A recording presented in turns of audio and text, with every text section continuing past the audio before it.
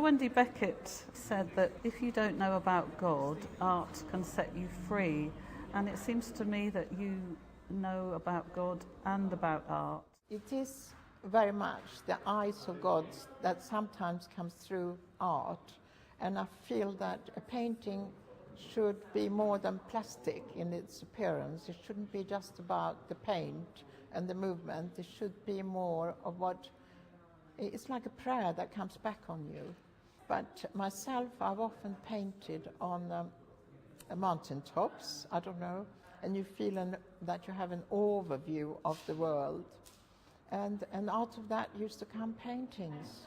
And these paintings are sort of done in solitude, really, living there, because I often did live in solitude in France.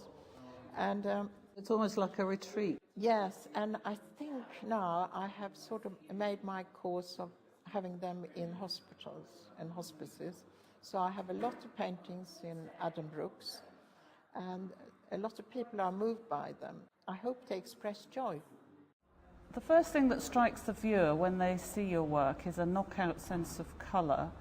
And I wonder how your early life in Sweden, a country with low light levels, how this affected your view of colour. We treasure the light. As soon as the light is out, the sun comes out. When I was at school, we rushed outside, put our faces to the sun. And for me, I wanted to express it in colour.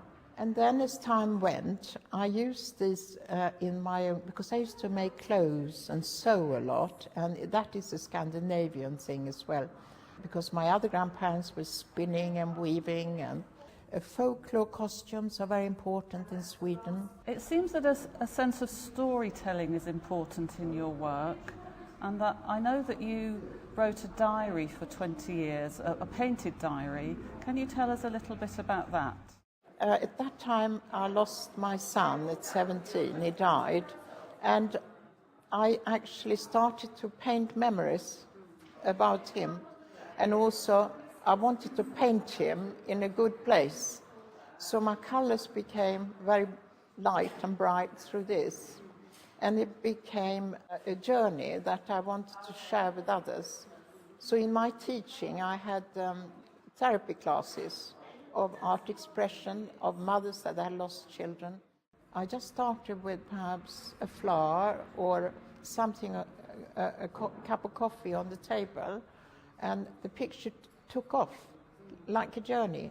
And it was, I always feel like I was like James Bond, I lived twice, you know, and it was really nice. And it was always happy memories, and was also, I felt it was a healing. It was kind of prayer for what was past as well.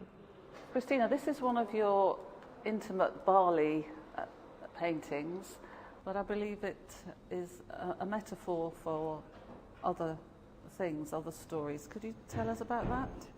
I love the cricket, the feeling of peace and sharing, of something is in the core of England, Britain. I relate to poppies because it's remembrance for all the wars, another remembrance, and I loved it that time of the year. And then I decided to have the cricket players in, and I liked the intimacy between the players because it's a brain game, and holding the ball, it's an action that's going to happen. He's going to actually take it. So it is kind of a feeling perhaps about other things between the two of them, whatever you see. What about these two lurking in the undergrowth? They weren't quite there, and they feel a bit like they lost the game. They should have caught it. Okay. Yeah. At the same time, it's rolling hills around Bali, so Bali and villages are very meaningful to myself. And the farming and the harvesting is something that's very important in a more symbolic way and a very deep feeling way as well. We've been talking about colour and storytelling and intimacy and faith. Do those things summarise what your work is about? I think it is a faith to paint anything, for anybody that paints. So we're all very blessed with that knowledge.